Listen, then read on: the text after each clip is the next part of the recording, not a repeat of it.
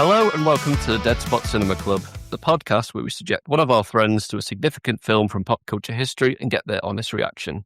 So please join me, Mark, Andy. Hello. Amy. Hello. And Rhys. Why am I always last? Hi. As we watch Gladiator. Gladiator was released in the year 2000, directed by Ridley Scott, who at the time was known for films such as Alien and Blade Runner, but later known for films such as Black Hawk Down and Kingdom of Heaven. So a real mixed bag. The budget for the film was $110 million, and it made $465 million at box office. The cast now is very well known, which included Russell Crowe and Joaquin Phoenix, and won several Oscars, including Best Picture and Best Actor. It resonated through pop culture at the time for its timeless plot, great fight scenes, early use of CGI, and a stirring speech delivered by the main character later in the film. So I have obviously seen this film, which is why I'm taking the lead today. I watched it quite a bit when it first came out. I don't think I saw it in cinemas, but again, it was very heavily quoted. And I don't want to repeat what we said for The Fellowship of the Ring, but it used CGI, which was impressive in the day. I like it. I think it's a good film, a good drama, good action, but, you know, it's not something that I'd watch routinely. Andy, have you seen the film? I've seen the film once, maybe twice. It was a long time ago, probably a year or two after it was released. We rented it from Blockbuster. Me and my dad watched it a couple of times before taking it back. In disgust. Always in disgust. I haven't watched it since then. And for some reason, every time I try to think about what the plot is, I keep getting confused with the old film Spartacus, despite them having wildly different aesthetics and everything. So would you say you liked it at the time? I did like it at the time. I remember it was very action-packed, with a bit of a moving story, or at least what I considered a moving story as a teenager. But otherwise, I don't have anything more to say. No, because I just can't remember that much of it. Not like the specific details. Yeah, that's fair enough. You may enjoy the rewatch then. Rhys, how about you? I have never seen Gladiator. I thought I knew a couple of vague references from it, but Andy's just blown that out of the water by saying that a movie called Spartacus exists. So now I'm not sure what I know or what I don't know. So yeah, I basically no experience of this. I think I knew Russell Crowe was in it. That's it. And for a long time, I got Gladiator and Braveheart mixed up because I was like 7 or 8 years old when this came out. So no experience with me. Yeah, swords in it happened before I was born. Amy, how about you? No, it's something I've never seen. And listening to all those Ridley Scott films, apparently I've never seen any of them.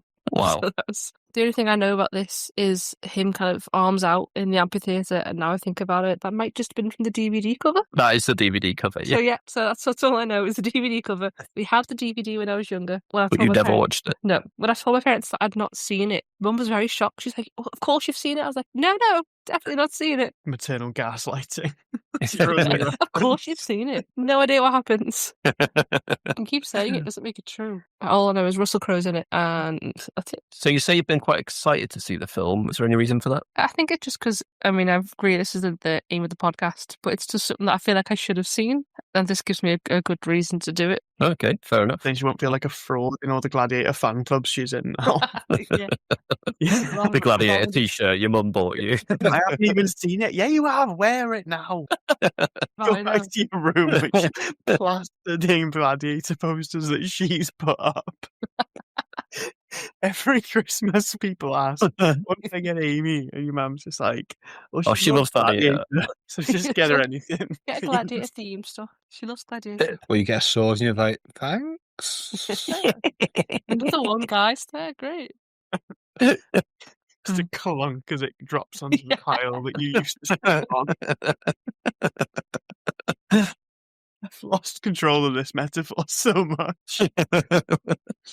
So we'll skip Andy then, because you may have some vague memories of this film. But Rhys, so what do you think this film is? I'm not going to lie, I think very similarly to Amy, I can picture the cover from whatever it's on right now, Prime or Netflix. It's probably on one of them because I've seen the cover. I have very recently seen the trailer for the sequel because it was, usually I don't watch trailers, but it was in the cinema, so it was unavoidable. And I was like, this looks fucking incredible. So I gather it's going to be about Colosseums and gladiators because I know what Gladiator is. And I know a bit about that kind of time. I've been to Rome, so Oh. I've got some sense of what it was like. I'm really interested in that era, but as far as kind of like having an idea of what's going on, I don't know what a fucking story would be like that is set in this kind of time, especially one that involves someone who's probably going to be dead by the end of it, because those guys did not spend long being gladiators. So I don't know. I'm guessing there's going to be some tiny little love story surrounded by some fights in a Colosseum. I'm here for it. Amy, how about you? What kind of film do you think this is? Well, that's where I'll start with. I've also travelled. I have been to the Colosseum. I feel like we're going to get almost like someone rising up the ranks type story. Like he starts off maybe pulled off the street and he becomes the best gladiator. And that's what the whole story is about. And you mentioned a speech. So maybe he does a speech and that's what makes him the best gladiator. Yeah, it's I'm Spartacus, I think he says. Bro, you fuck about, but that's what I thought was in this film until he said that there's a movie called Spartacus. I thought, right, well, the one thing I was like, I'm ready to say that when you asked me what I knew. I was like, well, the one thing I know, something about I'm Spartacus. No, I fucking referenced that in an episode. When I feel like a fucking idiot now. So, oh yeah, Gladiator. Is that the one with Ben-Hur? Yeah. Stop it now. Stop it now. Stop it. The film that I'm confused with is from like the 70s or 80s or something. Or maybe Yeah, even Spartacus is earlier. old. Yeah. Yeah. Unless you've been watching the series recently. No. Which was designed to rival Game of Thrones. They interpret that as just add nudity. Any other predictions? Oh, you said Joaquin Phoenix is in it, so yeah, that's a good point. I've got a good knowledge of which actors have been hench at one point, and he's not one of them. So, so I gather he's going to be like an emperor, like fucking Caesar type figure. So the fact that he's in it, and you said he's like won an Oscar, obviously like big emperor roles is going to be important. So I'm feeling there's going to be a storyline where like Russell Crowe's going to have to fuck over the emperor somehow by doing a big gladiator fight with a fucking silverback gorilla or something. I did say he won the Oscar. I feel like he's going to have a friend that dies in the arena at some point, and that's going to lead him on to revenge for something. But yeah, fair enough. I like the idea that, Amy, you said he'll like go up through the ranks being a gladiator as if you can be a shit gladiator for a bit and survive long enough. Like, it was very much an in or out situation. He was an apprentice gladiator. Yeah. When he got paid, He lost a few arms and then he passed his apprenticeship and then he was... And now he's okay, gladiator. Sitting guilds and murdering poor people. For some reason, in my head, it just had like a Pokemon League sort of situation where like, the shittest gladiator is like Brock, and like all the new gladiators come and fight him, and then when they beat him, they go up, but he doesn't die. They get badges. See, I'll tell you what. So my vision of this movie is that it's very like close to reality and grounded and just kind of a historical movie. That's always been my feeling. The representation is. However, having seen the trailer for the second one, they fill a Colosseum with water and take boats around the Colosseum and have like a boat war. And I'm now like, is that just like a wild escalation because of today? Or is Gladiator actually going to be a bit far-fetched? In real historic Rome, they did do that to the Colosseum. They had, they filled up with water and had naval battles. I'm pretty sure. And that can't be true. Someone looked it up. I feel like that's seen how many holes are in the Colosseum, right? That motherfucker is not holding water. There's a hole in the vomitorium. How can that be true? Oh my god, they're real. The Romans were very clever. I wasn't lying. Hey, the Romans invented the best concrete in the world. They had aqueduct. They invented, most of the roads we still use today. I feel like if fucking water battles were a thing, they'd still be a thing. That sounds incredible. The Romans are famous for their love of entertainment. The bloodier the better. The Romans also used the Colosseum to host mock sea battles, which were referred to as, now this is going to be absolutely butchered here, Numacia? Yeah. So yeah, sea battles. Yeah, sea battles. That's insane. I get a point for that. No. You're winning this game show that we're hosting. Well, I take it back because I was wondering whether or not it was set in reality. I guess it is. I will risk a minor spoiler and go straight into the warnings and say this is a historical film. Okay, that's fine. But it is a fiction within history, and that'll make sense afterwards. I just googled Colosseum filled with water, and the first question is Colosseum filled with water and sharks. Yeah, I got that one as well. But it said it was Just a gladiator fighting sharks. That's so funny. Does he have to swim, or the shark? Is it shallow water? I mean, it can't be that shallow if you've got giant ships on it. Does it say what type of shark, or is it just like the shittest little Oh, shark you can get? It says Oh, that they had a says- separate Colosseum which was built on the edge of a body of water. Is So it called was just Venice? it was just like a lifted platform above water. That is a very silly thing to think. It is like Thunderbird style. At bottom of the Colosseum split open in two, and they open the baths underneath it. That's where Gladiators Are You Ready came from. They were the old Gladiators, Are You Ready? Gladiator 1. Rocket ship comes up at the Colosseum. they handmade miniature ships just for fighting people. Miniature. How miniature? About 2 centimeters. It's the game battleships. It's like when you go to those marina lakes and there's guys with little remote control boats. It's just Yes, it's there. To be fair, this one does say that they also did fill the actual Colosseum with water using sluice gates. We're gonna have to get to the bottom of this. Yeah. Get the entire this, podcast this out. is not covered in the on film. Right. The water. We no longer do a movie podcast. All right, we're gonna have to get to the bottom of Mythbusters. We're now a history podcast, yeah. Yeah, swapped. It'd be easy. It's no more. Other than that warning, only other thing to say is it was 2000. CGI was in its early days. Some of it may have aged. I can't remember it being terrible though, even when I've watched it more recently. This plot, it might seem a bit generic now, but at the time it was quite original. And I think it has inspired other similar films to try it. What's the age certificate on it? 15. Okay.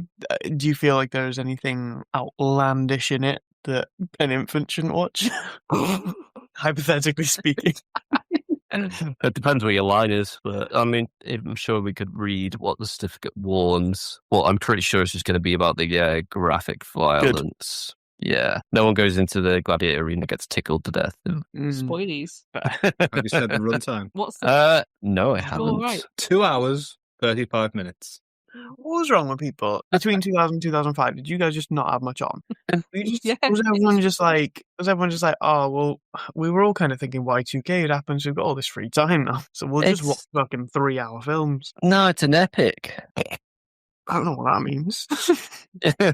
Do you remember any warnings, Andy, to give them? Well, with it being historic, there is mild sex and nudity, there is intense graphic combat, there is severe gore, and mild profanity, but there's no smoking. Good. I don't know how I feel about watching Russell Crowe, because isn't he a baddie now? I thought we stopped liking Russell Crowe, didn't we? In like Are you thinking of Mel Gibson? mid Yeah.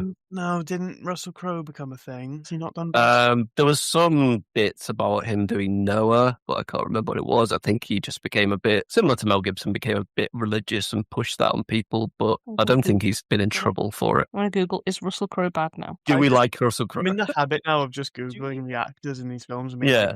How do I feel about this? Let me just Google it.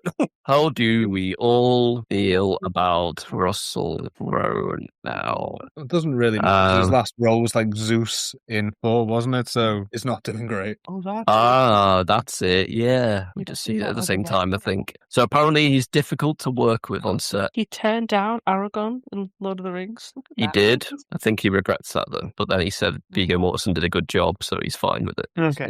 Yeah, he hasn't done anything crazy racist. Went off on one now. No, he hasn't, done any sex crimes or anything, so he's all right.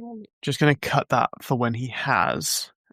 I'm going to say yet as a cap. At time of recording, Yeah. Russell Crowe has not done any I sex know crimes. alleged. There's no ongoing investigation into Russell Crowe's activities that we are aware of. He's just a bit of a diva on set, we decided was the bad thing Joaquin about him. Phoenix, though. I mean, he's got a bit of Yeah. a look to him, and he's probably done a bit of mischief. Think of the engagement if this episode comes out the day that's in the headline. So, clean slate the guy, clean slate. The headline. He just says he's difficult to work with, no other issues. Fucking buzz in to go and watch this. I am excited we picked a film that's less than 3 hours long. Just don't pause it and it will be, yeah. Are there any other additions, or are we going to be watching the same one, Amy? We should probably check that. Oh, yeah. Right, let's go and just see where it's available for free. Amy, should we just watch the second one and not tell these guys? I haven't seen the second one, so you can spoil it for me. just watch number 2 and be like, guys, the boats were so much. I love the boat. fucking best. These guys are idiots. Just imagine that. They watched that and we're both just like, Paul Mescal was like 8 when this came out. What are you talking about? Right, I will leave you to go and watch it on Netflix now. Okay. We'll meet back here when you've watched the film. Amazing. See ya. Bye. Bye. Are you not entertained? Are you not entertained? Is this not why you are here? Okay, Amy, Rhys, you've now seen the film, I hope. So how did you find it? Yes, I've seen it. With this one, I only saw it a couple hours ago, so it's pretty good for me. So it's still quite fresh. Nice and fresh. Mhm. How about you, Rhys? When did you watch it? I watched it like a week ago. I did watch it in one, and I paid attention for 75% of the time.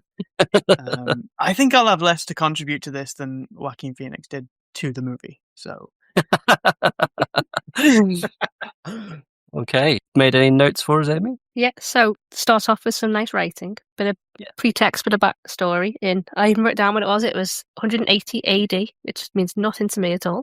well, yeah, it was talking about Germanic barbarians against somebody, wasn't it? It was telling you what that battle was. Honestly, I was really confused to start in a battle. I don't know why. I just assumed he was going to start as a gladiator. when we started, and he was obviously doing pretty well in the army, I was like, what happens? Yucks. I actually like that because I knew nothing about this movie, obviously, like I said. So when it was in the battle, I was like, oh, we're going to get some arc here then. Okay, cool. Because I know this is the Gladiator and I know enough about the Roman Empire to know that the ones in the war weren't the ones in the Colosseum. I pictured Knight's Tale. I was like, this is going to be like Knight's Tale where he starts one and then works himself up style. I was like, okay, I'm buzzing for this now because it's not just starting with fights in a Colosseum. Yeah. So at this point, I start trying to work out what's about to happen to make him go from general to gladiator. And I've written, did he do some dishonor, which I know is not grammatically correct in the slightest, and I couldn't work out what the correct sentence was. Do a dishonor. Did we then get the guy on the horse coming back? I've said he didn't look so good. Then I realised that he didn't have a head anymore. So that'll be why. And then I got really excited because then there was a dog. And I wrote, look, a dog, really, really big. As usual, if something happens to the dog, I'm not going to be impressed. Spoilers, dog was fine the whole time. I mean, the dog's never heard from again. No. yeah, we don't see him after the opening scene. I have some bad news for you, Amy. So long life in the forest. It's another dog. I We have mean- dog babies. That dog for real is dead too, just so you know. I got really confused. There were a lot of camera cuts and I had no idea what was going on. Like when the battle started, I was also trying to eat McDonald's fries at the same time and write down with the other hand. But I was just like, I have no idea what's going on right now. Very choppy editing, yeah. But I did obviously feel very philosophical because I wrote down, but hey, that's battle for you. Amy, did you know anything about kind of battles in general? I didn't learn about battles. I knew that the battles happened between the Romans and the various barbarians, but I didn't know about specific warfare. I was very much in a similar situation as I was with another movie where I didn't know which side I was supporting apart from the side that was on the cover of the film. I was like, I don't know who the baddies are. I'm guessing from the word Germanic, this is in Germany. Right? Is that me being stupid?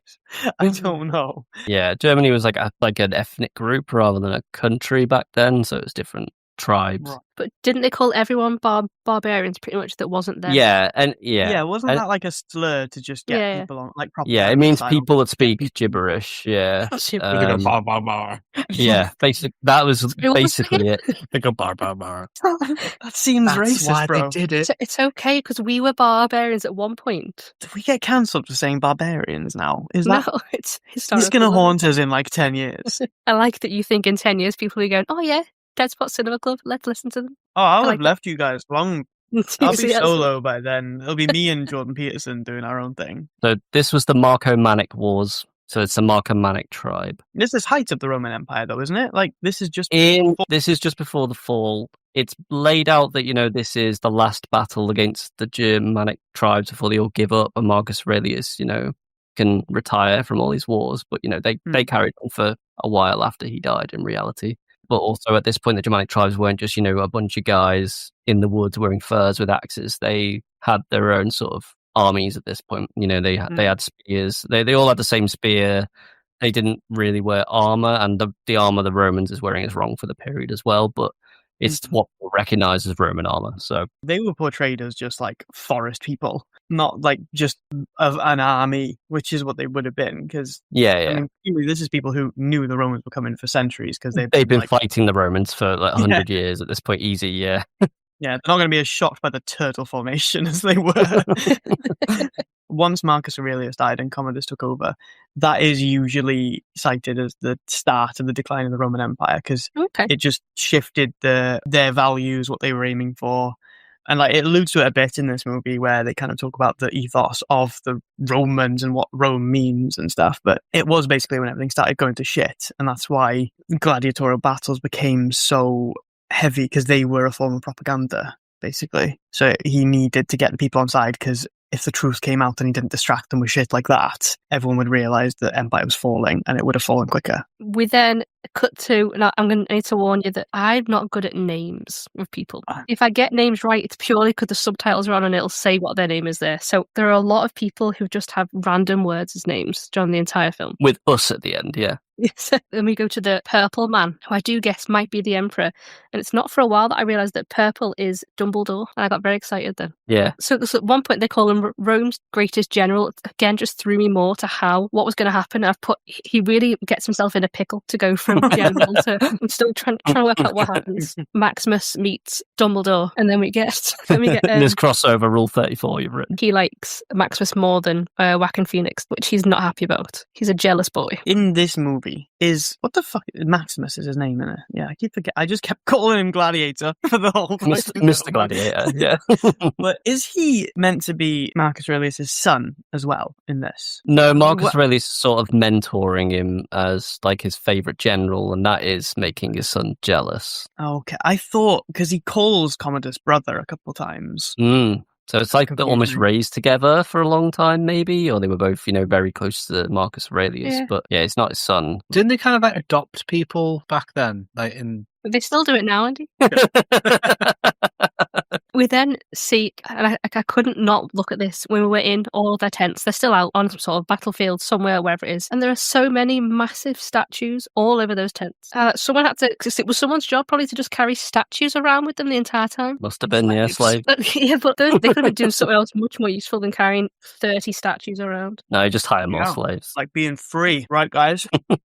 Maximus says he wants to go home, and it looks like he's not going to be able to go home because Marcus Aurelius wants him to take over from him instead of Commodus. Commodore 64, yeah. Instead of Commodore 64. We start to hear music themes that I definitely know. The tune that plays around Maximus a lot is a very common piece of music that I've heard a lot. Yeah, someone goes, Gladiator, are you ready? In reality, yeah, he says Marcus Aurelius at this point wants Maximus to sort of steward in the rule of the Senate and end the reign of emperors in Rome. Again, not historically true. In reality, Commodus was mentored to be the next emperor by Marcus Aurelius. So this is just bullshit to make a story, basically. So yeah, he then has to tell Commodus that he's not going to be the next Caesar. And then he hugs him, and I stopped looking at that point because I know it's not going to go well. I had to get Andy to tell me what was going on because I refused to look at the screen. He said Andy is saying he's giving him an extreme hug. But he was so bad at telling him that he wasn't going to be the next Caesar. He was proper poking the bear. It's like, you're just not a good person. But it's not your fault that you're terrible. It's my fault, but you're still terrible. He does say at one point, you're a bad person. And then he pauses for a bit and he goes, but that is my fault. It's too late by that point. You've already called him a bad person. Learned how to give appraisals on LinkedIn. The death bit was pretty crazy as well, because he kills him and then it seems within seconds he's like, guards, go get my buddy because my dad's dead. And then he comes in and is like, you won't believe what just happened. He's dead. I need to wash my hands, but he's dead. Goes to get killed, obviously bests them all, gets away. Goes to get killed. Like it was his choice. Goes to Dignitas. We then get to the only bit of the film that I had big questions about. He kind of makes his journey from Germany to where he lives, which at the time I thought was Italy, but it's now not. I now know since then was it northern Spain? Just Spain. But those mountains that he went over on that kind I'm learning this right now. Thank you, guys. I thought they called him Spaniard because it was just a mistaken, Yeah, I did for a long time. I just assumed he'd gotten mistaken for Spaniard and was like, yeah, cool, call me that. That'll hide my real identity. Yeah. All those mountains that he's seen going over, I don't know where in Europe those mountains would be. Would they be the Pyrenees, maybe? I feel like they should be, but they looked more, they were like they were African They looked mountains. Alps. They Oh, did yeah, look- I suppose they were quite sandy, weren't they? Yeah. Climate change. Climate change isn't real. Maybe it's Amy that's going to solo with Jordan Peterson, actually. I shouldn't have kept on. Oh, Gladiator was a good film. He then gets home and he's too late, and I just get very angry at this point because his son's dead. It didn't need to die, and you see it, and it's just he was angry, I was angry. I was texting this whole time, guys. This was the most heart-wrenching part of the film. This is the scene Russell Crowe improv crying at some dummy feet that there was no body attached to, just I'm some rubber feeling feet. quite bad now because I'm remembering that after the first battle, I was like, I'm just going to watch my phone until I see a Colosseum. That's like 40% away through the film. I was like, right, he's the battle, so he was a general. He's meant to be the boss now. He's killed his dad. It's going to be a story of betrayal, and he's going to come back. And then I was like, it wasn't captivating me enough to keep me looking. So I was like, I'll look back when the sun is shining, and and that was probably about 15 minutes later. So yeah, I've missed all of this. So thank you for telling me for the first time that we actually witnessed his family dying Yeah, we witnessed some motivation for revenge. Yeah. Oh, I feel a bit. When I saw them, like they were hung up, I was like, they told to do that, or were the Romans just absolutely terrible people? But then later on, they say they were crucified, and I was like, oh yeah, the Romans were terrible people. I forgot about that. Yeah, they did shit like that. They got the message that he'd escaped and then beat him there and killed his oh no, they were going to kill his family anyway, weren't they? Yeah. But yeah, they still beat him there. He then passes out and gets taken to Algeria. We had to look up where it was, but it was Algeria. Why do they think he's Spanish? Is he Spanish? In my head, it was like, well, if he's fighting the Romans, he must be Italian. It hadn't even entered my mind that he could not be Italian. We then find out this is pretty much where he's going to become a gladiator. See how good he is, train him up, make him fight. The next bit that I've written down is when you cut to the scene and he's trying to like scrape off his tattoo. We then see them fight for the first time kind of as gladiators against other people in some sort of makeshift arena. This is graphic. This is really visceral, this bit, isn't it? You don't see enough slashes in movies now, I think. Not just a stab, because a stab seems like an easy thing to create on screen. But the slash is like, you see it go across and like split the skin open, and it's, how old is this movie? It's like 25 years old, and I haven't seen practical effects better than that since. Yeah, I'm starting to feel at this point like I've been tricked into watching some sort of horror film, because it gets very, Rhys will be happy, because then we get to Rome, and we see that beautiful Rome CGI. That's a shame, innit? That's a shame. And then we're pretty much in the Colosseum, and I feel like this has progressed really quickly from him first getting caught to now just being in the Colosseum. I did think he wouldn't get here till the very end of the film. Yeah, so at the first few fights, like he's just in it to kill the guys and get out of there, isn't he? He's like, he doesn't want to be there. He's kill those people. He gets sort of a little pep talk before he goes to Rome, and it's like, you'll earn your freedom eventually if you actually get people to like you and they want a good show. So think about that next time. Yeah, you start to see that a bit more in the later fights, but also his motivation changes, which I'm sure you've got in your notes. What surprised me was that the famous line, "Are you not entertained?" came when he was still in Algeria. Yeah, he just battered like 6 guys in armor, and he's just like, "What? Are you not entertained?" And then realized actually people enjoyed watching that, and they were entertained, so they answered the question. Well, no, I think it was like a bit sarky, wasn't it? Because I think the idea was he was like, right, they're here to watch me die. And then he killed them all and was like, is that not what you wanted? Did you not want me to put up a fight? They were like, oh, wait, like, because usually that would have been the kind of setup that this is not the timeline of how gladiatorial fights happen. But like the idea was that you were just there supporting your guys, and they would just get slaves in to get murdered most of the time. So you were there just to watch your guys murder slaves a lot of the time when there wasn't a formal, like, the 2 gladiators fighting one. So that may have been one that was just, he's there as fodder to just get murdered, and everyone was there willing to just cheer on the Algerian fighters. To me, that was trying to portray like a them going, oh shit, like there's more to this than just cheering on our guys. If it's a fair fight, we can appreciate that too. But yeah, I do think they missed a trick, because the build-up was really quick, wasn't it? That's kind of what you're saying. It went straight into, like, the biggest fight, when really, like, obviously gladiatorial combat's been around for fucking millennia. Like, it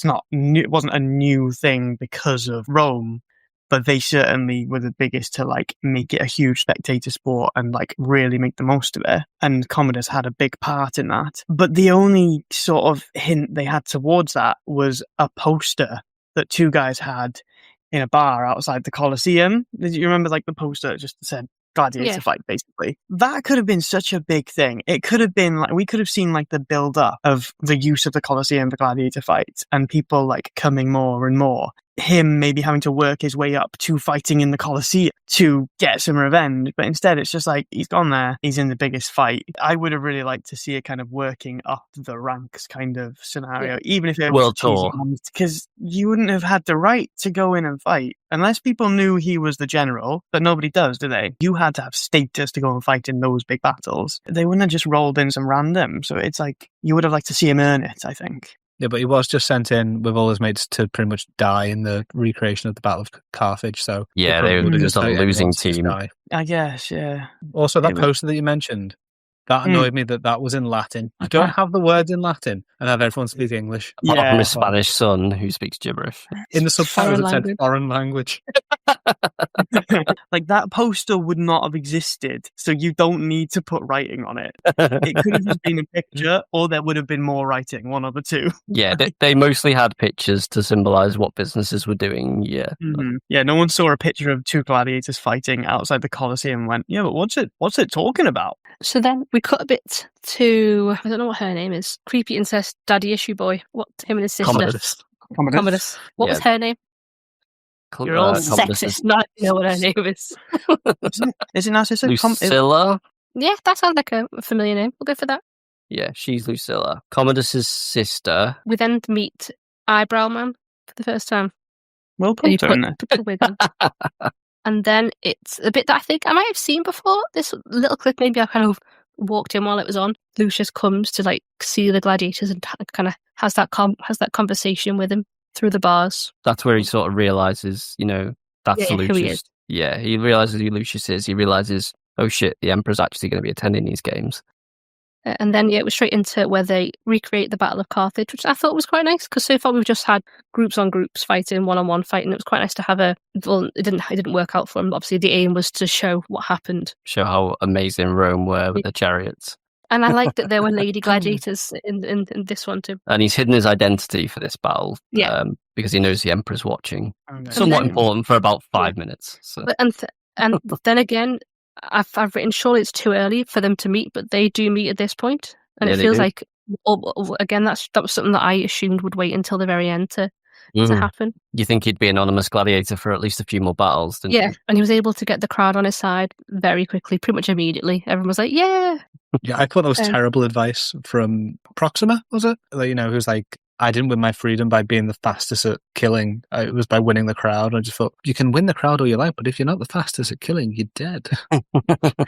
Yeah, and then there's a bit more with, I've called him Lord Piss Pants here, who just wants love. No one wants to give him that love, and that's where all of his issues are from. I've got a note here. I think it's the same point. I've put daddy issues. Why don't they love me? Maybe. I mean, that could have been any time he's on screen, to be fair. Yeah, which scene is this, guys? To narrow it down. Genuinely don't know where we are. So then he tries to pretty much get him killed. He says, okay, you're going to fight against this undisputed champ that I let go, but who felt like coming back. 5 years in retirement. Yeah. You're like, you know what? I'd love to try and die again. Yeah, what did they say to convince him to come back? Surely the Emperor's just going, you are doing it. Yeah, but, if you retire. The one thing they do say about gladiators is their longevity is definitely 5 years post-retirement is a time that a gladiator's at its peak. Like, they either earned their freedom and unlimited sex and grapes, in which case they are just fat and a hedonistic blob until they die, or they died. They weren't like doing pull-ups in their room waiting for the day to come back from retirement. He's going to call me any day now, guys. He's going to call. You'll see. Yeah, actually, I do fancy one more roll of the death dice. Escape death one too many times. It's just so boring waking up every day. So no, I don't even know if my 3-headed helmet still fits. So then you get a very elaborate battle with several tigers. Mix it up. This is a weird setup with the tigers, right?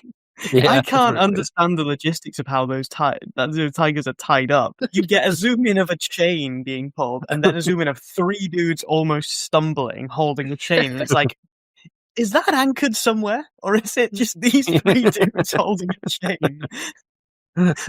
They were cheaper than a nail. Did you hear I've just called it the Wilhelm scream, but for big cats?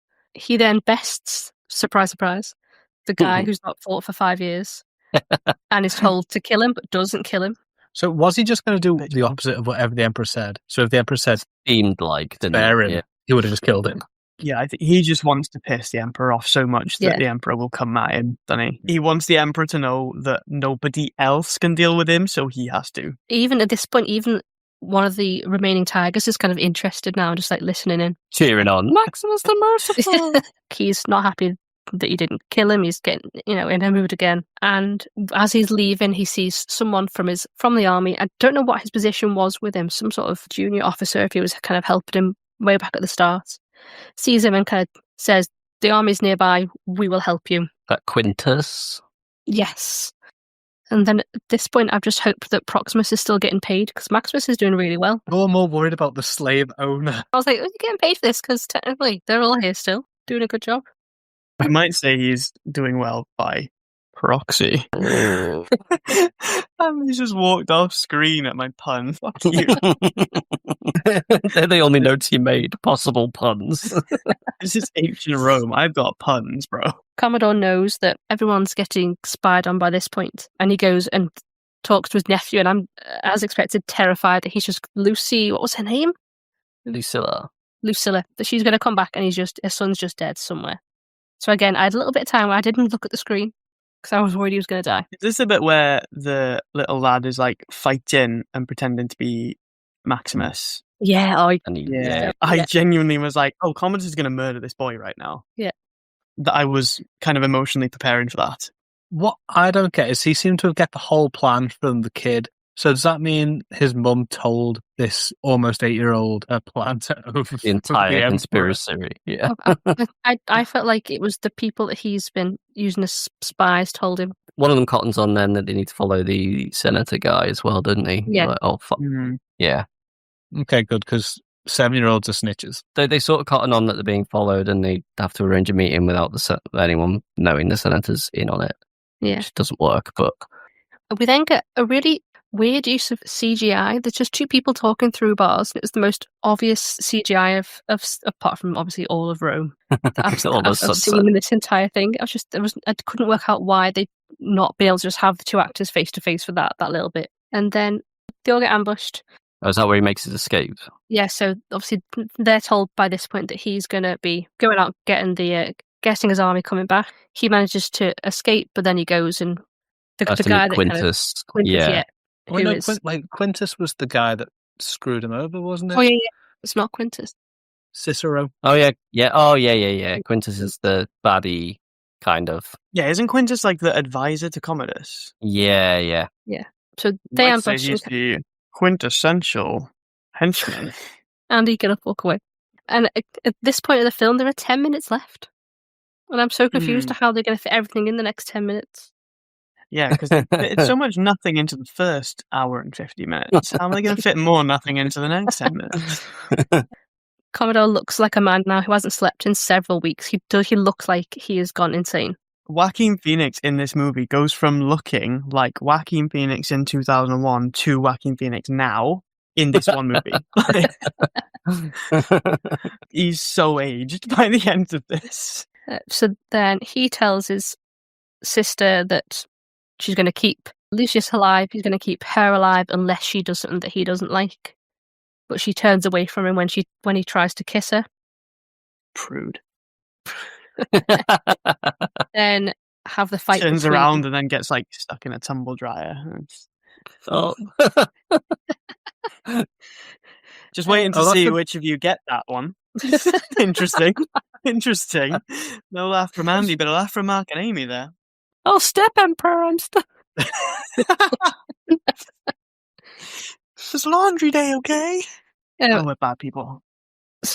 So we then get the lead up to the fight between Commodore and Maximus. Stabs him, covers it up. Yes. And then they kind of go up and they start fighting. It kind of goes as you would expect it to go, where even though he's injured, he's a good fighter and he bests him. But at this point, I've got no more notes because for the rest of the film, I'm crying too much to know what's going on. Because he keeps having his little zones in and out of reality, seeing heaven. So many easy openings for Commodus to finish him off while he's just staring in space and drooling when he doesn't do it. Did Commodus think this plan through at all. There was no way, even if he kills Maximus, the crowd won't adore him for it. They'll be pissed. Yeah, that I think killed he was Maximus. hoping, he's like, oh, but I bested the strongest fighter, so I must be the super strongest. Yeah. But this is probably the most historically accurate bit of the movie as it relates to gladiator fights, though, because this was Commodus's bag. Like, he would fix fight. Commodus He got was a in the gladiator. ring, yeah. Like, he didn't just get in the ring that one. Like, he was a gladiator. That's how he made gladiator fights so popular, is that he, like, built it all up so that he was top gladiator in Rome, and people had to, like, earn their way to fight him, but he would just fix the fights.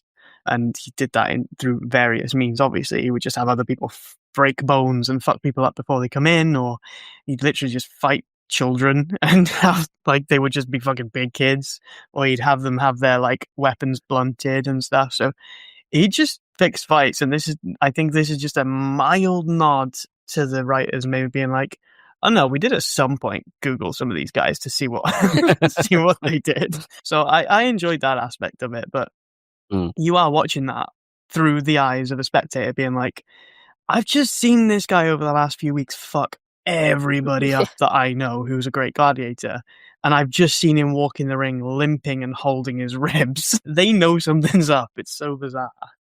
It could have been like, it should have been something way more subtle. I don't know why they didn't do that. They had time. So then, once he's done the fighting, he does a speech. Go on, Rhys, can you remember the speech? My name is Marcus. Nope. My name is... What is Just it? My name is So Maximus Decimus Meridius, father to a murdered son, husband to a murdered wife, and owner of this cool sword. the Emperor asks him to take his helmet off. He doesn't. He has a plan to kill him, doesn't he? He breaks the arrow. He finds a broken arrowhead. He plans to just stab him there and then, but then he sees Lucius is there, so he doesn't want to do it. The Emperor's like, chill, mate. I like gladiators. We're bezies. Can you take your helmet off so I can get to know you? And he doesn't do it. And he turns his back and goes to leave. He goes, whoa, that's not on. That's not cool. Can't take it back to the Emperor. Words that he used. And he demands that, like, all the soldiers start getting antsy, and he turns around, reveals himself. He does it, big dramatic reveal that, like you say, we wanted him to be anonymous for several battles at least, and it's like literally 5 minutes after he's decided to wear this helmet. That helmet was like the cover of like the extended edition DVD as well. That was meant to be a big deal, and it's like literally like 4 minutes of the film he wears this. So yeah, then that's it. He wins, but then he also dies, and he gets to go and be with his family, which is all he wanted. Yeah, then Lucilla gives that speech. That's it. Commodus is dead. No more problems with the Roman Empire from here on out. We've fixed everything.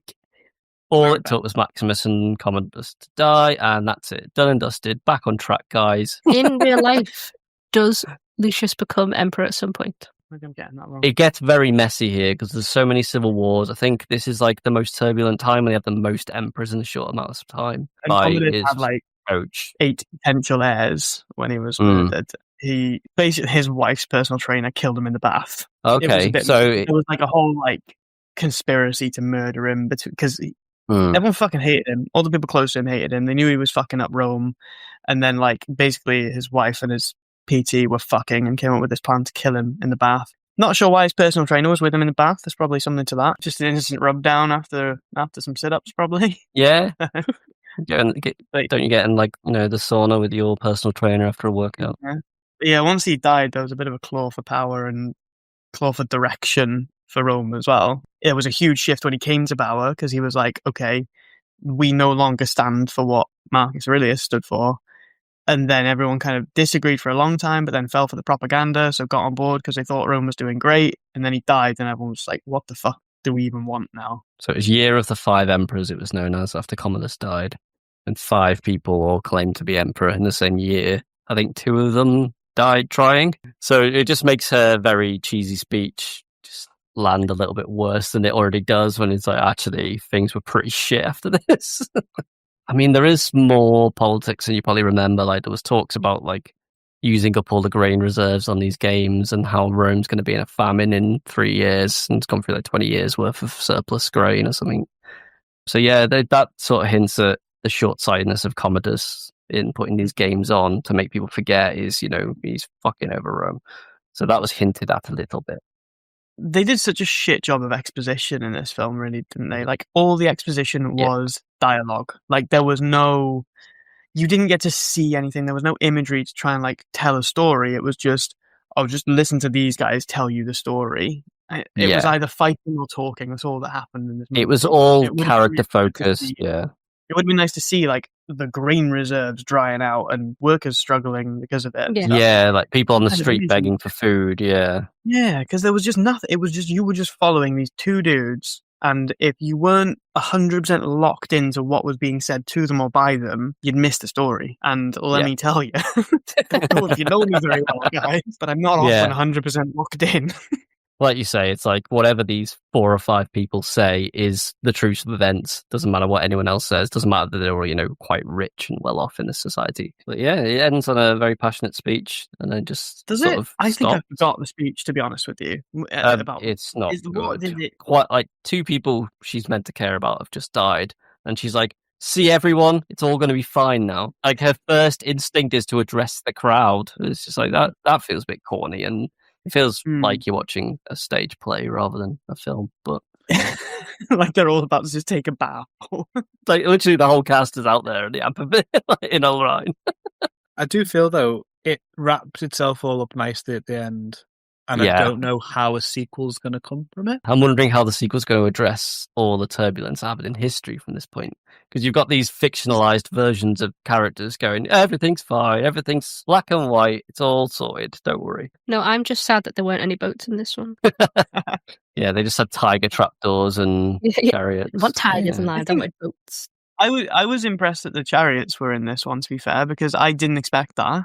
I just expected gladiator fights, and obviously I know it happened, but I didn't think it would be a thing in this. I did quite like that for a bit of colour of like the Colosseum had more than one use. To be fair, the chariot scene was one of my favourite scenes in the whole film. Yeah, it's pretty good. That was good. Just shows him being a brilliant general, even with a bunch of untrained gladiators. Yeah, you get having a little chat with them. Anyone been in the army? Yeah, cool. Yeah. And only one person answers, and he's like, "Oh, good, you can help me." And then like 60% of them listen to them, and the rest of them just like walk off and die.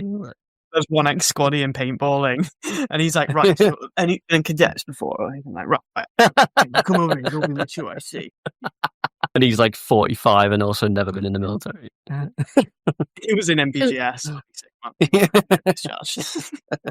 That guy that said, yeah, I've been in the, I've fought, he said that he'd fought for him in the past. Yeah, there was one that had fought for him, and then the German guy, the big guy who was testing the gladiators, he'd fought against him. He was like, were you in Germany? Might have been a little naughty boy in Germany. Sorry, guys. Sorry, that was my bad. I threw some spikies at the gladiator. Oh no. Bad German. I should do that voice more. That's a bit of fun. But yeah, that's got to feel a bit like shit when you're sat in that conversation. He's like, has anyone served in combat? And you're like, yeah. I nearly died for you, bro. I was right. And it got me here, mate. Right by your side. Like, I actually got I got stabbed, and it was you that told me to get stabbed. So my name's Derek, and I've worked for you for 25 years. Pulls his top up, got a tattoo of Maximus's face on his chest. I think I got a card from your PA on my 20th anniversary working for you. It's all right, yeah. Shall we go into the predictions? Yeah, man. Oh, yeah. I forgot what predictions we made. Good. I forgot how we do this podcast. We were just in silence. We're like, so did the film meet your expectations? yes. No, I honestly, if you'd asked me the question, Rhys, would you enjoy a film about the Roman Empire and following a dude up to fighting in the Colosseum, and there's some bloody battles in it, and there's some cool uniforms? Would you reckon you'd enjoy that? I'd be like, yeah, that's my entire cup of fucking tea. I will love it. And I'm never going to watch this fucking film again. It's so mid. Like, there's nothing outstanding about this film. It's not met my expectations at all. I was very disappointed. I thought at least there's going to be some cool gladiator battles in it with really like intense moments. But every battle was just low stakes, because I was like, well, he's got to win these ones, so he's gonna. There's nobody else that I've been built up to care about in any of these battles, so I don't care if they die or not. Is he German? Well, even in the final one, you're like, well, I fucking know neither of them can die because I've seen the trailer of the sequel. So, what do you want from me? They did. Like, yeah, well, no, I mean, like, I know he's not going to die. So I was like, yeah, he's just good guy win. There was no intensity to the battle. It was cool that the last bit was cool when he was having like images of what it might be like to die. That was kind of cool. Did It was die just, though, oh, to be clear. You did see that, didn't I mean, the main guy, Maxi, little Maxi Pad. you? Yeah, he died. He didn't die. What? He did die. Yeah, he died. He bled out in the arena. Oh my god! That's like the whole point at the end. I cried. Someone almost died. Did you tune out Look, when guys, Commodus died? Like, obviously, I'm an idiot here. But if you make a fucking film about gladiators and the gladiator dies and I don't even remember, it's only been a week and I barely remembered who died at the end. And now, even knowing that they're dead, I don't care. it hasn't changed your opinion, no. I feel I gained nothing from it. My reason for watching was so I can watch the sequel because that looks cool. But now I'm a little bit worried the sequel might not be cool because I feel this one in the trailers probably would look really cool. Mm. And now, Maximus isn't in it, so... So he's dead and Joaquin is dead? Also dead. Too? Yes. Also dead. Yeah. Yes. But the kid's not because the Lucius is... So I believe Lucius he's in the sequel. Lucius is the main guy in the sequel. Yeah. Huh? Yeah, I think I know that much. Didn't meet my expectations. Soz. So even I suppose I didn't have much of an expectation because it's not a film that I'd go around and watch by myself. But it's a film that if someone said, let's watch this, I'd watch it. So in that sense, it kind of did what I wanted it to do. It's not something that I'd Appeared watch on your again. TV. Entertained you for several hours. Yeah, I don't know if I'd watch it again soon, purely for me because it was so bloody. There were a lot of it that was like, I can't quite look at that. There was lots of, it was just a lot bloodier than I thought it'd be. So that bit took me by surprise a little bit. True to Rome. They like their bloody entertainment. Yeah. At one point, I do remember thinking and glad that we have like modern ways of having fun now because I don't want to have to go watch that. Yeah, fair enough. Yeah. So wrestling tonight then. What about you, Andy? Then versus now, from what you remember from then? Well, I honestly didn't remember the first half of the film. I was surprised when he started to suggest, like, I don't remember this. I enjoyed watching it. I'm not going to watch it again. It is very, like Rhys says, it's just expositional fighting, and it was okay. I'm sure when I was younger and I watched it, I thought, oh, this is awesome. Look at all that blood and gore. Amazing. But the fight scenes, whilst were good with the effects, the fighting seemed really kind of basic. Looking at it, like the choreography wasn't the best. But I suppose to get those effects, you can't be too complicated, otherwise it'll just be a nightmare for like the blood splatters and stuff. Editing's very choppy as well. A fight like that because you can't do anything but clash swords, really. Because if the swords didn't clash, someone died. Like, so there wasn't a lot you could do with it, I guess. Because otherwise it would look really silly, I guess, if they did lots of like spinning and lightsaber shit. So yeah, it is a tough one. I'm struggling to think of how it would have been that entertaining to watch in real life that many years ago. Like two dudes at a distance, 40 meters away, two guys taking a decent shot at each other. Yeah, and most of the time, no one even died. It's just one person. Just a boring old maiming. Yeah, they'd either get a little bit injured or lose their weapon and just yield. Yeah, I don't even know if it was that. But the choreography left a lot to be desired, didn't it? Yeah, I think it has aged. I remember liking it a lot more when it first came out. I think back then I did just appreciate battles and violence, like was hinted at. It's like films at that time, you usually had to fast forward through the drama to get to the action, and that was just mostly action with a little bit of very light, superficial chatter between. Having a bit more of appreciation for history now, I get distracted by the historical inaccuracies. It's like, well, that didn't happen. So I find myself get pulled out of the plot by knowing about that time in history a bit. Yeah, I still enjoyed rewatching it, but it didn't strike me as a deep drama watching it in the last couple of years. It strikes me as, like a guilty pleasure, cheap action film, kind of like watching The Expendables or something like that. It's just, you put it on because you want to see some violence on screen and have some white noise in the background while you're doing something else. But yeah, I suppose watching it for the first time, if you don't know the plot, that might still work. But I think because I already know the story, I can zone in and out of it a bit more. But I won't watch it again probably this year or next. I'll probably put it on in a couple of years' time and restart the cycle. And I've got to say, one thing this film did, which for me is always a bonus when a film does this, is it made me want to look up more about that time period and what happened, just to kind of just get something that Because it I got like so much to, wrong.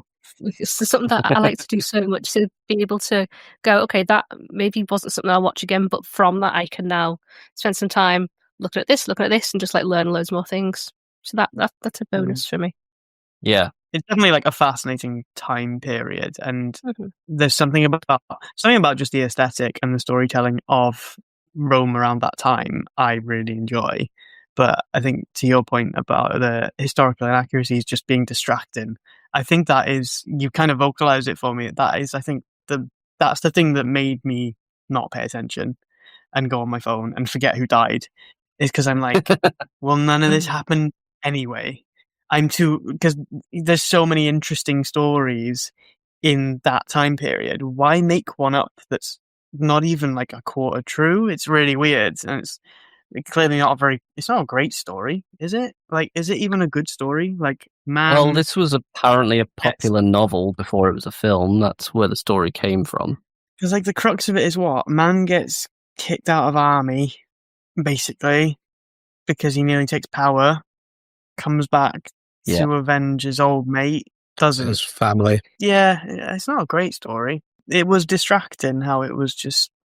Don't use real names from the time period if you want to just make an original story, or do, Mhm. but be a little bit truer to the story. And nothing's accurate Yeah, around that time. make it There's a obvious billion you're taking a big interpretations. segue. Yeah. Yeah, there's loads of interpretations of the events. No one's ever going to be able to say exactly how Commodus died and things like that. But you could be a little bit truer to it, or just totally ignore it. Like, it was really distracting how they just went, "Oh, we'll just keep the names and the vibe." Yeah. Yeah, because Commodus isn't exactly one of the most well-known Caesar. He's not like Julius Caesar, where like everyone's heard that name. So yeah, why Who? use it? So what do we think the sequel's going to be about? Boats. We talked about this. Boats and hoes. Sea fight. Yeah, I fucked things up in my head, and for some reason, I was certain I saw Joaquin Phoenix in the trailer for it. Maybe in a flashback? So Yeah, I watched maybe. the whole thing, being like, "Oh, the Commodus survives," but I don't know. Maybe I'm wrong. I thought I saw him in the trailer for it. No, that was Denzel Washington you saw. I always get those two mixed up. I fucked up who was going to be in it, so I spent the whole time being like, I wonder how he shows up in the second one. So I know not from the trailer, because I got very little from the trailer. I saw a trailer in the cinema a while ago, and I just saw that there were boats in the Colosseum. So that's the only thing I know from the trailer and the missed memory of Joaquin being in it. I know from accidentally Googling the cast of this Gladiator, the cast of Gladiator 2 came up, and I saw the name Lucius. So I know Lucius is there or thereabouts. And interestingly, it's not going to be the same actor, which is annoying. Apart from that, I don't know what the next story is, because, as you've kind of alluded to, it's a messy time period anyway. Are they going to gloss over that, or I don't know what they're going to do with it? Yeah, I don't know how far ahead they're going to go. I think that's an interesting one. Are they going to go like next generation, like 10 years, or are they going like 20, 30 years on? Because I think that makes a big difference. See, I accidentally just looked up all that information. I accidentally Googled the plot. And I scroll down, and it comes up with not like... Are we going to cover the sequel? Because now I'm fucked up. I don't really know where a sequel could go. I can only assume, like, Lucius wasn't that attached to Maximus, so I don't see that being relevant in the sequel, like his death or anything. He didn't seem to have that much of a link to Commodus, to be fair. He was just a bit of a father figure to him by the seams of it. But so I can only assume that there's going to be a power struggle between Lucius and his mother. It can only be resolved with shark fights.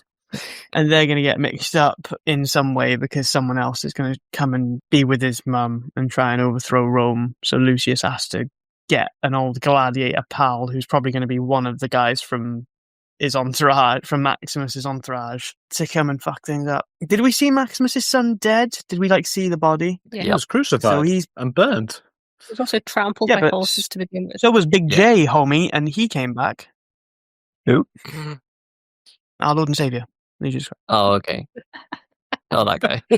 Yeah, who came back from the dead with crucifixion? I don't know that one. Nothing jumps to mind.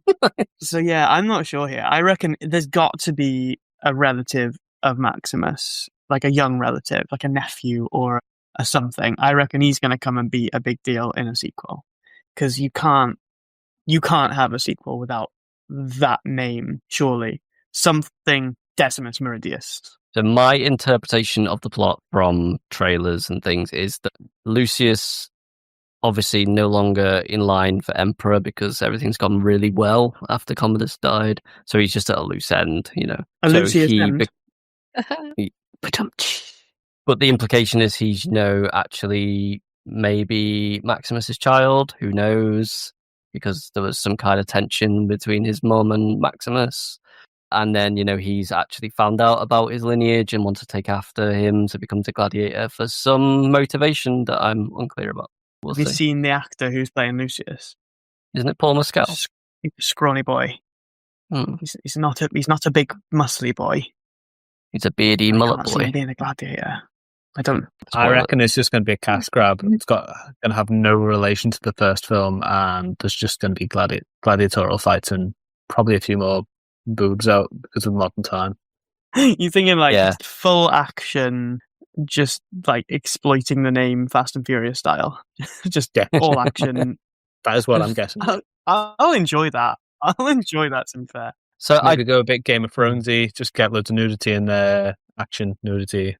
So Ridley Scott he's saying that like Gladiator is the film he's most proud of, and any sort of historical epic he's tried since Gladiator, he's trying to make it Gladiator again, but it's taken him this long to try Gladiator 2. So he tried it with, you know, Robin Hood, he tried it with Kingdom of Heaven, tried it with Napoleon. He was trying to hit that mark again and become this big remembered film.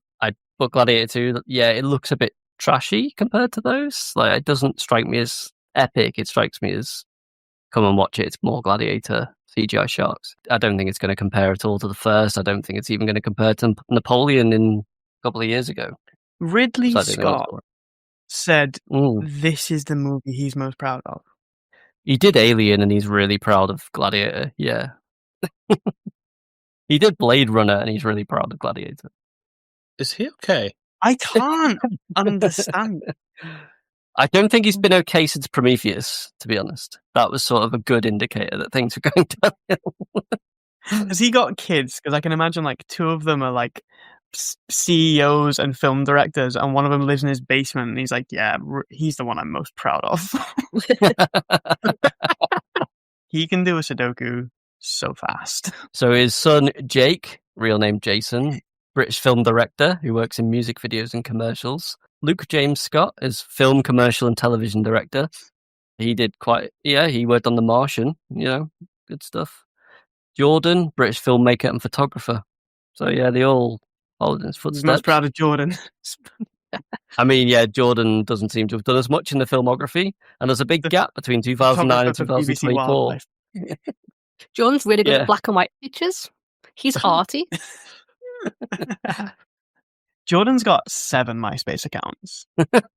I am curious about the gap between 2009 and 2024 on Jordan's filmography. There is just a blank gap of like 15 years. It's called cocaine, my friend. That is called My Daddy's Ridley Scott. Give me a job and I'll fucking do loads of blow for 10 years. He had to go to Bali to find himself. For 15 years. Insane. The guy that made Alien prefers Gladiator is insane to me. Is that why he used Russell Crowe for Robin Hood? I believe so, and why he used Joaquin Phoenix for Napoleon. You know, he's trying to recapture that magic, but for fuck's sake. Yeah. Right, should we go into predictions then? Yeah. So Rhys, I predict I would forget everything about it. You didn't. To be honest, you did all right. So the first one I pulled out was that you thought Joaquin Phoenix would be the Emperor because he's a guy that has not been hench before. That was your logic for it.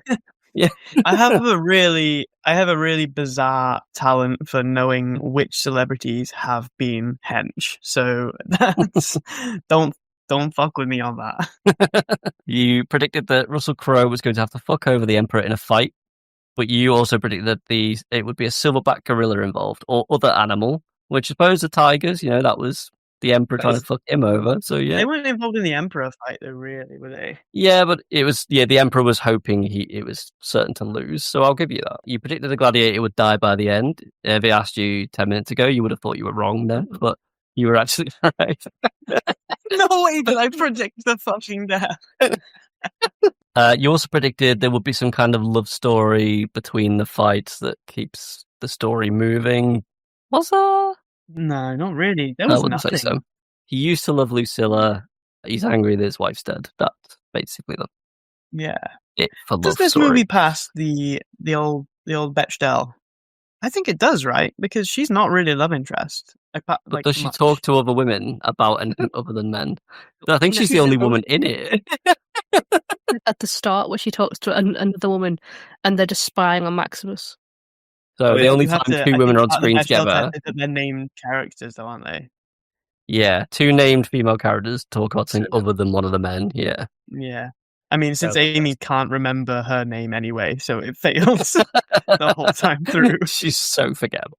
Yeah. I can't remember anyone's name. It's not personal. That was your predictions, Rhys. Amy predicted that he'd rise up the ranks in the arena and pulled off the street and become the best gladiator. Which at one point he was literally lifted off the street in front of his dead family and then did become the best gladiator. But yeah, it wasn't a, Rags to Karate riches. Kid style, training montage. That would have been a to good cover movie. That would have been really good. it. The Rocky of Rome, yeah. You also predicted he'll have a friend who'll die in the arena, triggering a revenge plot. There was a revenge plot.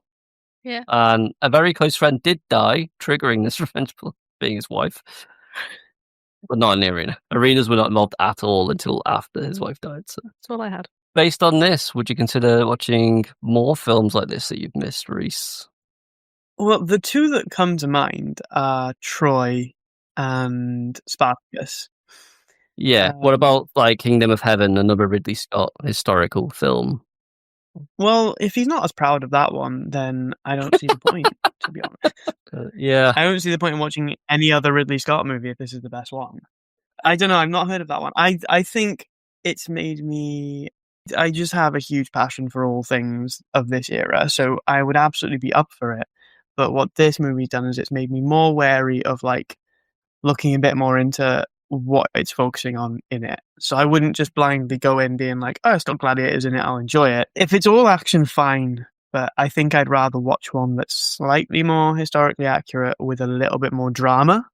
There wasn't enough drama in this for me. So I'd like to watch one that's a little bit more characterized. But yeah, it hasn't put me off and it hasn't turned me on. It's just made me a little bit more wary.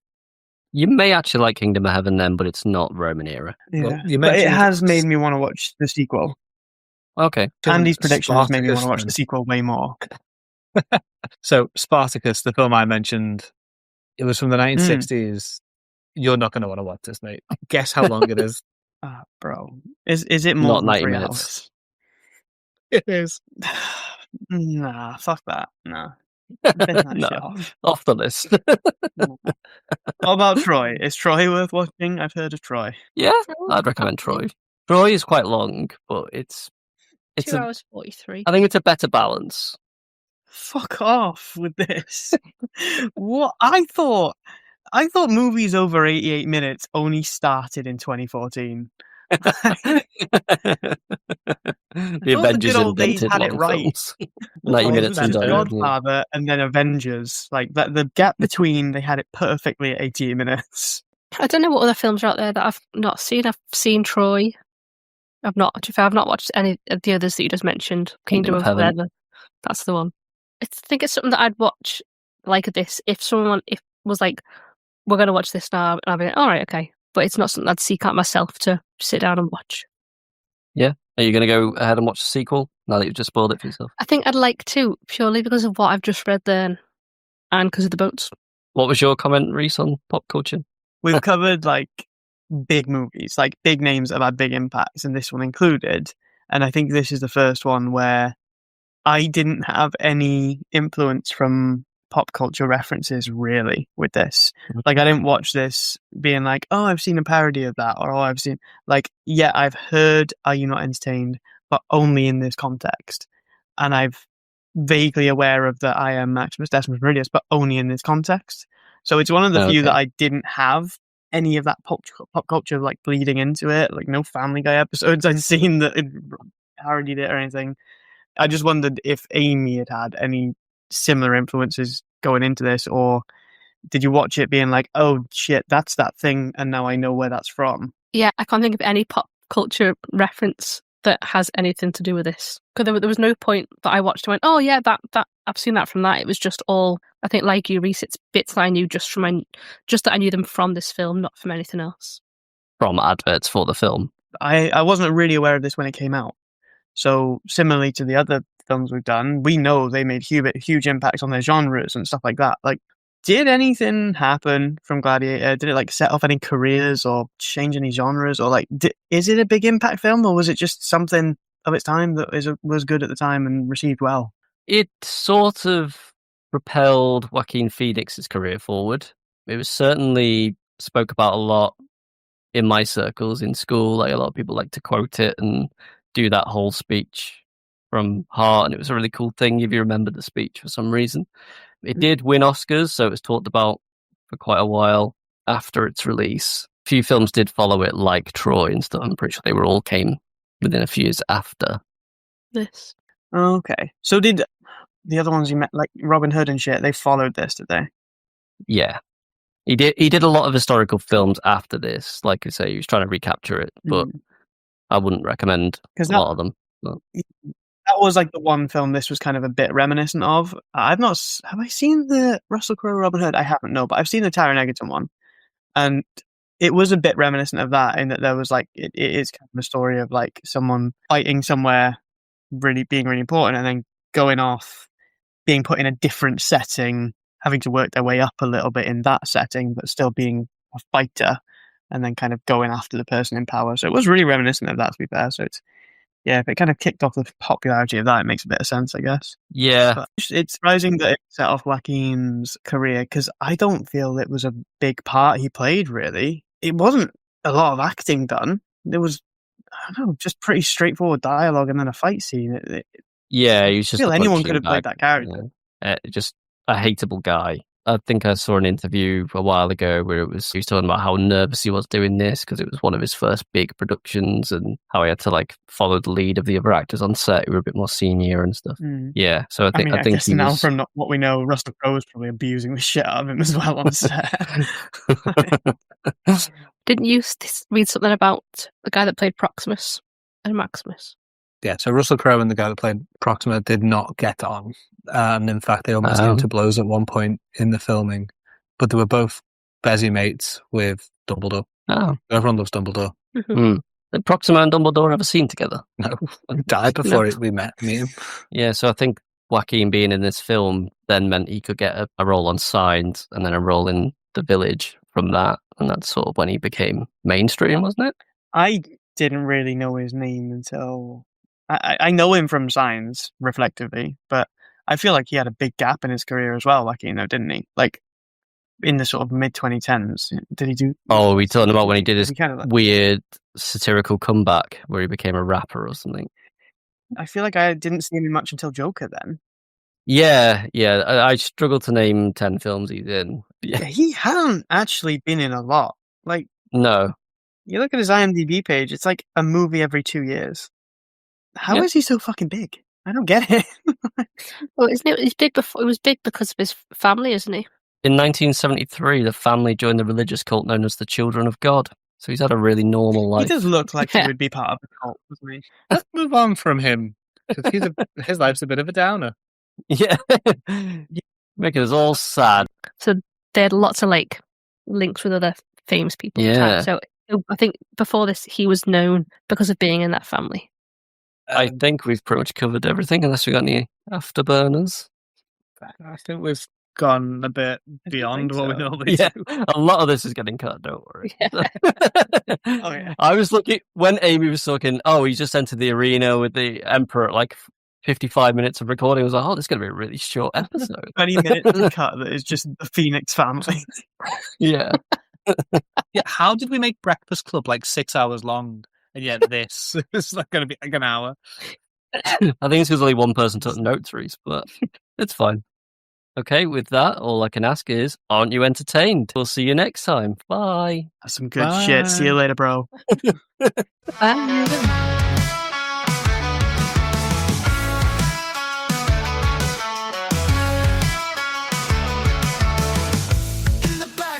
Shadows crawl. We sift through films big and small. Projectors flicker, tapes rewind. Chasing stories we have yet to find. It's a dead spot cinema club. We've seen some things, but we haven't seen enough. With popcorn dreams and midnight screams, we're chasing scenes through broken beams.